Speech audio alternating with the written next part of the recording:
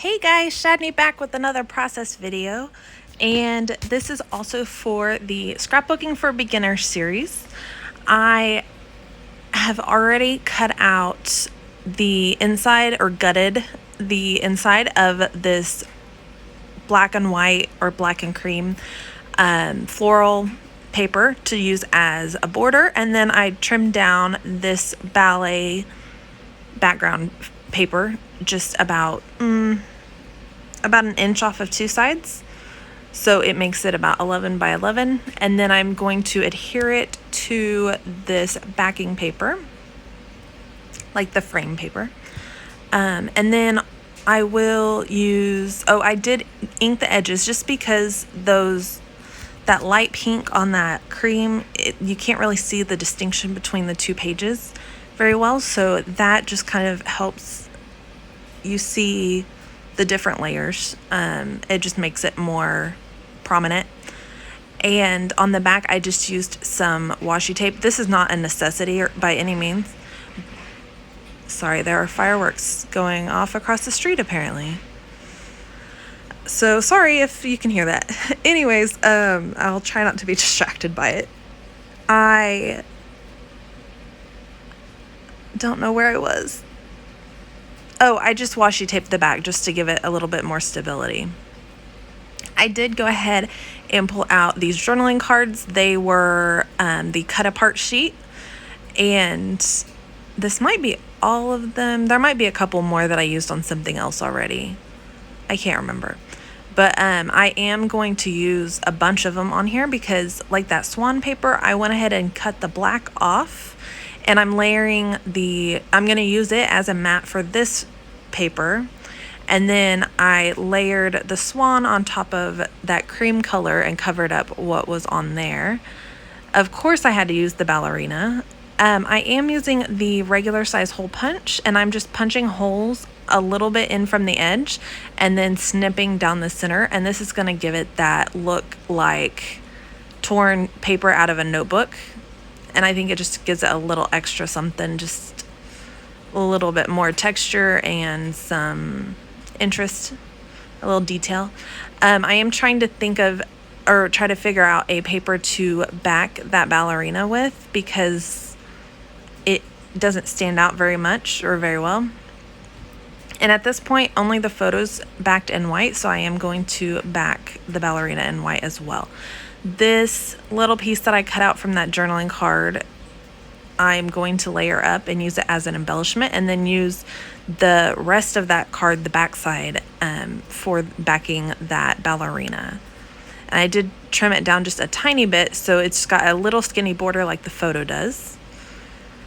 And for this, I'm really trying to just make sure that they're kind of balanced on the page, like the two cream backgrounds, the one with the bird that I'm covering up now and the swan, I don't want them right next to each other. As well as the ballerina, not the ballerina, that's not what I meant. The head, what are they called? The portrait, I can't remember the word. Silhouette, that's the word. Silhouette is kind of similarly colored, as well as the ballerina are kind of similarly colored to the photo, so I wanted to put them kind of separated from the photo as well.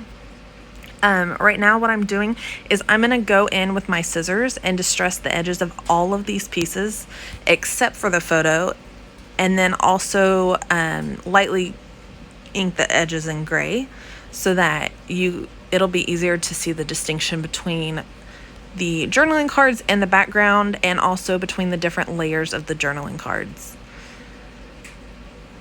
And then I'm going to start just adhering things down. Some of them I'm adhering flat, some of them I'm using foam tape behind or between the layers. Like the one with the bird right there, I'm gonna adhere all those pieces flat, but then that embellishment piece that I cut out will go on top of it, on top of foam. So I'm just trying to give it a good variety of different layers throughout all of the journaling cards. Some of them will be completely flat, some of them will be half and half. The photo, of course, is going to be popped up because we want that to have a little bit more focus. And we'll do some more stuff to the photo later, embellishing wise, to add some more focus to it as well. So now I'm going to start actually adhering them to the background paper. I use my ruler at the bottom just to kind of line up the center of the page, because with all of those ballerinas, it kind of throws me off on what the actual center is. So I did go ahead and just kind of use my ruler to do that. And there is a little bit more space at the bottom than there is at the top whenever it ends up. It doesn't look like that to me on my end because I'm not seeing from the top view. I'm seeing from like down below, kind of, I guess. So to me, it looked very centered, if that makes sense, until I actually measured it, and it wasn't. So, but it's not a big deal. It actually ends up working in my favor because I do end up adding the title down there at the bottom. So now I'm still just adding the other pieces, starting with the center one and then working outwards so that they all line up pretty well. And thankfully, these two of the papers I cut the center out of and am just using them to frame the pages. You can use like an X-Acto knife and do it very carefully so that you don't tear the page. But honestly, when it's all said and done, there's not enough of it showing, and it's not enough of a pattern or anything that you can really tell that I've cut down the center of it. And if you are upset by that, you can always hide it with an embellishment. That is what enamel dots are for, to hide mistakes. So that is always a good use. I did pull out some wood veneer pieces. I had 3 little hearts in the wood veneer, and I'm going to use those to kind of scatter about. And then I'm pulling out a few little labels and things from some of my free printables from previous videos. If you are interested at all, every Monday, the last couple of Mondays have been kind of off because I was back at work, but now I am off work and I am staying at home with my kiddo and doing this kind of full time. So every Monday from now on, and for the past couple of weeks, not on Monday, but also throughout the week sometimes, I have been trying to do a free sketch and free cut aparts once a week, and usually it's on Monday. And then so you can go back through, and those videos, they usually have a sketch as the main photo, so you can click it and go through and watch. And in the video descriptions, it will have the links to go download and print those.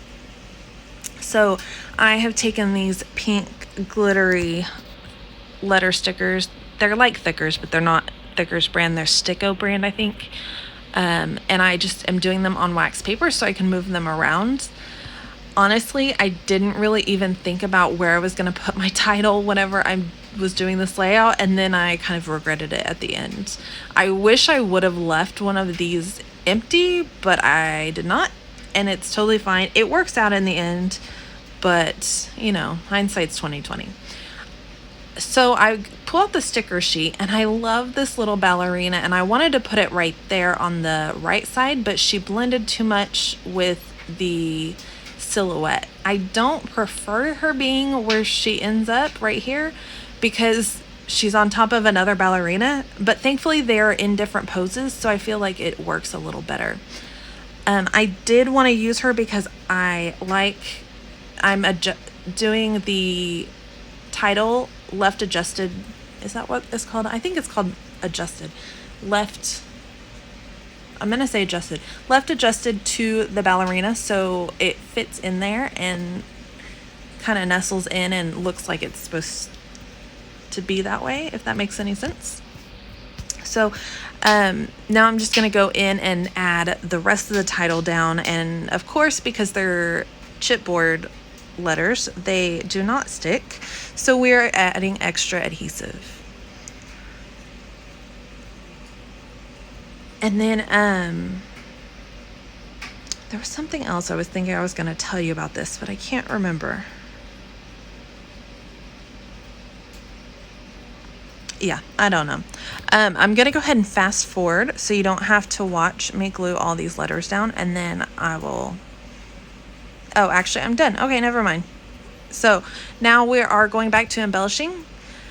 I did go ahead and get rid of that journaling card, or that little circular journaling spot. I just decided I didn't really like it there.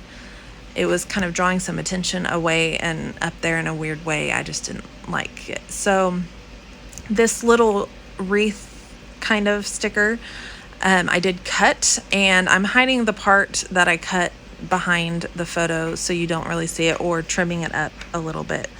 But I'm just going to layer them kind of around the photo to give it a little bit more interest and draw a little bit of attention over there to the photo.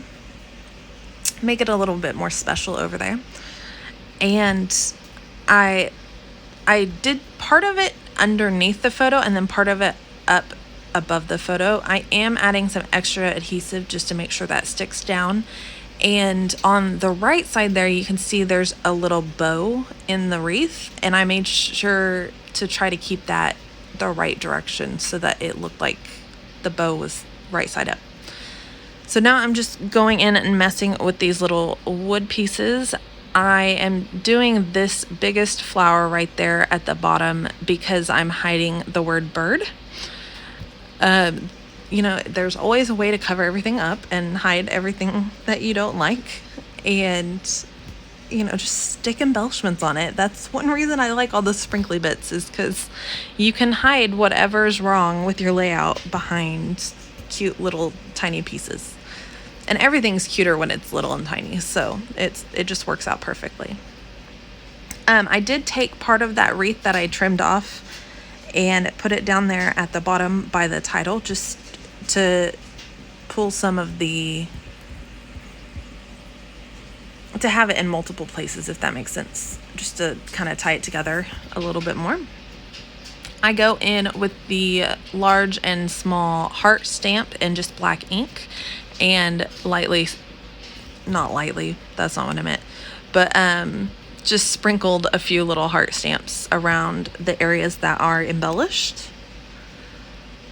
And then I pull out this butterfly stamp that's really cute, and I use him and stamp on some scrap pieces of paper.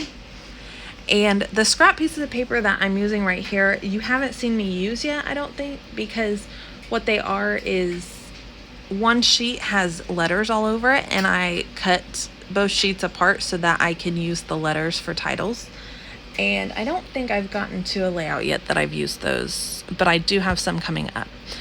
And then those are just the bones, if you will, of that paper. So I just was very careful to position it. I saved all of that because I figured punching circles and stuff out of it will be useful. And thankfully I saved it and was able to use it for these butterflies. So, and then I just fussy cut them out. It's kind of cool because it gives them just a little bit of color without being like a bold print or anything like that, and it uses up those scraps. And then I'm just doing a few kind of scattered from the bottom left up to the top right. And when I adhere those down, I'm kind of folding them up a little bit and adhering with my liquid glue just in the center so that their wings are still kind of up and have a little bit of texture and dimension. If you've not watched a lot of my videos, I'm a huge fan of all the texture and all the layers and all the tiny embellishments. So if that is not your style, please feel free to lessen everything you do and just take it back a few notches, or lay everything down flat, etc. But over here, I'm going to just embellish the crap out of everything. So strap in for that ride. It'll be kind of crazy sometimes. I went ahead and punched some hearts out of the same paper just to bring some more of that yellow and that coral in, and used the tiny Stampin' Mini Dimensionals, or however you say it, the mini Stampin' Dimensionals. Use those to adhere the hearts, just to give them a little bit of texture and make them a little different than the flat stamped hearts. And then just sprinkled them in the same clustered areas.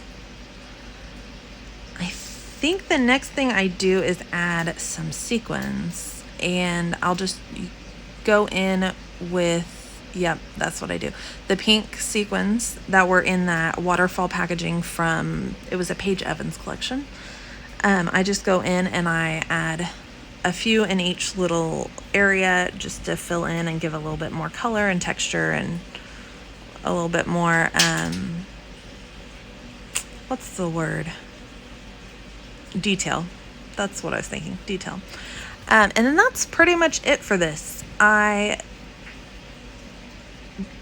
These sequins, there's several colors in this sequin pack, and I just picked the one pink color and used those and not the other colors. And then after this, I'm just going to add some journaling, which I kind of wish I waited till it dried to add the journaling, but you know, you just got to do what you got to do when you don't pre-plan things. I am just filling in my journaling on this card. I didn't really have a good spot to put it, and so I ended up just deciding to do it on this silhouette card. And I don't go all the way across the silhouette, I go around the silhouette, so it gives it kind of a cool, different feeling than what it was before. I don't know, a little bit more interesting to the page and a little bit more, can't think of like what I'm trying to say, like a little bit more customized to your specific layout, which is kind of cool. Anyways, so thank you guys so much for watching. I hope you enjoyed this video and it inspired you to get creating, especially with these journaling cards and cut aparts, because I am not by any means a Project Life scrapper. I do not like pocket pages. It's just not my style. If you do, that's great. I like a big giant canvas to work off of, but I do love incorporating journaling cards and 3x4 cards into my layouts, and hopefully that just gives you another idea on how to incorporate those into your layouts, especially if you have a bunch laying around and don't do pocket pages like I don't. So thank you again. I hope, if you like this video, please hit like, leave me a comment. Actually, leave me a comment and let me know if you do Project Life, or if you like to use journaling cards like this, or your favorite way to use up 3x4 or journaling cards. And then hit subscribe if you want to see more videos, and hit that bell notification so you're notified every time a new video is uploaded. And hopefully there will be another video tomorrow. So come back and see, and I will see you then. Thank you. Have a wonderful night and happy scrapping. Bye.